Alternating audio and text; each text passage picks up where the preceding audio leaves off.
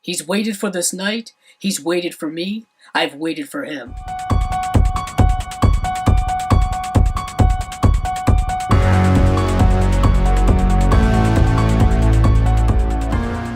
Halloween is directed by David Gordon Green and starring Jamie Lee Curtis, Judy Greer, Andi Matichak, Haluk Bilginer, and Will Patton. As always, there will not be any plot spoilers in this review. This is the newest film in the ever-changing Halloween franchise, which has gone back all the way to the original back in 1978 and has gone through already a reboot and other iterations and all kind of stuff. And once again, we have a bit of a change-up. This movie completely ignores every single sequel or reboot to happen from the original movies. So this film picks up after the events of that movie. It just happens to be 40 years later.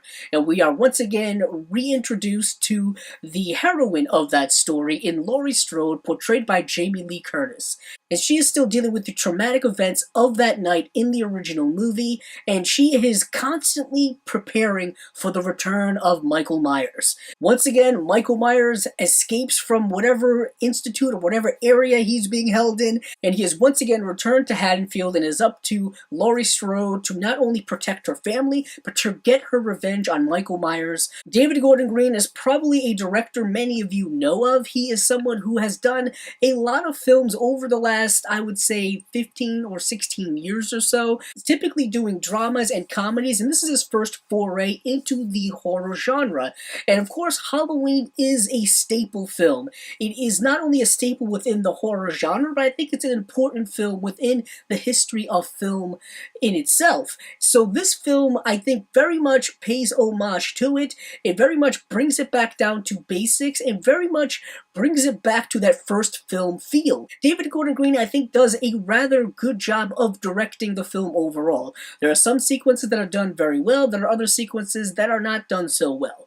But he is able to really get the vibe and really get the feel of Halloween, specifically when it comes to the Jamie Lee Curtis character as well as the Michael Myers character. For me, those are the two highlights of this movie. Those are the two reasons why I'm watching this movie. I really want to see how that relationship is going to unfold, how she is going to get her revenge on him. What is interesting about this film is, since it completely negates all of the sequels to the original, it is able to give the Michael Myers character a more humanistic feel to him, in the sense like he is not this unstoppable machine that he ended up becoming. He is someone that can be plausibly stopped, and it brings me to the thematic layering of this film. And all of the thematic layering of this film, I feel, is within the Jamie Lee Curtis character of Laurie Strode. She is dealing with PTSD from that night, but she relentlessly believes that this is going to happen, that Michael Myers' return is an inevitability, despite all of the people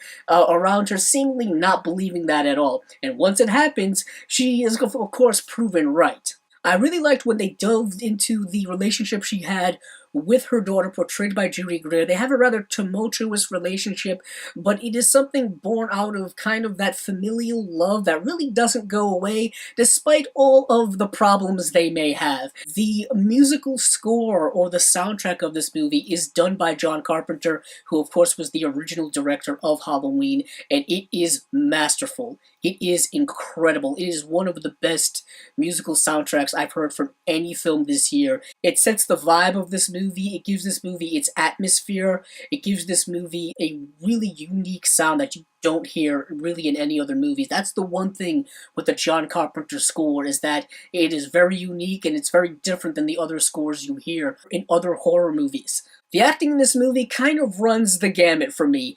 The highlight of this movie is, of course, Jamie Lee Curtis stepping back into her role as Laurie Strode. She is phenomenal in the movie. I really liked Judy Greer as well. The younger actors in this film are really not given the best dialogue to work with. They're really not given the best scenarios to work with. The person who personifies the Michael Myers character, whether it is the original actor in Nick Castle or the other person that I think does a fantastic job with all of the movements, all of the head jerks, and all of the things that go into the Michael Myers action set pieces. The violence of this movie, I think, is right in line with a lot of other slasher horror films in a very classic way. It's not gory, it's not brutal that you got with something like Rob Zombie's Halloween films. It's something that is very much in line with the original film and the way it approached it. There's a few more graphic scenes than others, but I don't think anything that would be too grotesque for people to really get squeamish about. But of course, if you have a specific sensibility to anything regarding blood in a movie, then of course this movie may not be for you. The camera work and the cinematography of this movie is at times very, very good. It is very much paying homage to a lot of the one-shots that were done in the original film. There are a couple of sequences that are direct homages from the first movie where they just kind of do the same thing that was in the first film. The overall tension in the movie isn't quite there most of the time because this film does move at a rather rapid pace. The runtime of this movie is about an hour and 46 minutes, so there's not really a lot of time to build up a lot of tension or to really elongate certain sequences for maximum effect. The film, I think, needed to slow down when it came to developing a lot of the themes that the film that has. The negatives I have in this movie really in line with the younger granddaughter character.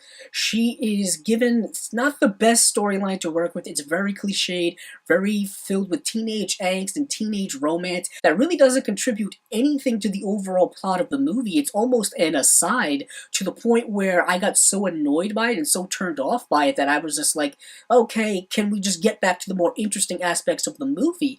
And the dialogue that's given some of these young actors to work with isn't really good at all. It's very cheesy, very cliched, over the top, and ultimately her storyline within that teenage angsty framework doesn't really go anywhere. I'll say this, one of the major highlights of this movie is the third act of the movie. I think is really great.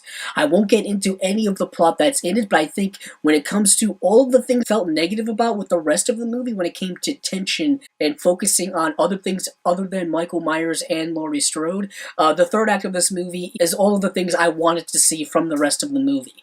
But while I really liked the third act of this movie, there is a setup moment to that third act that a lot of people aren't fans of, and I understand why they're not fans of it, but for me, it makes sense because the character that does this specific act, when you look back at what his actions are in the rest of the movie, it kind of makes a little sense. But with all that being said, I'm going to give this film a 3.7 out of 5 stars.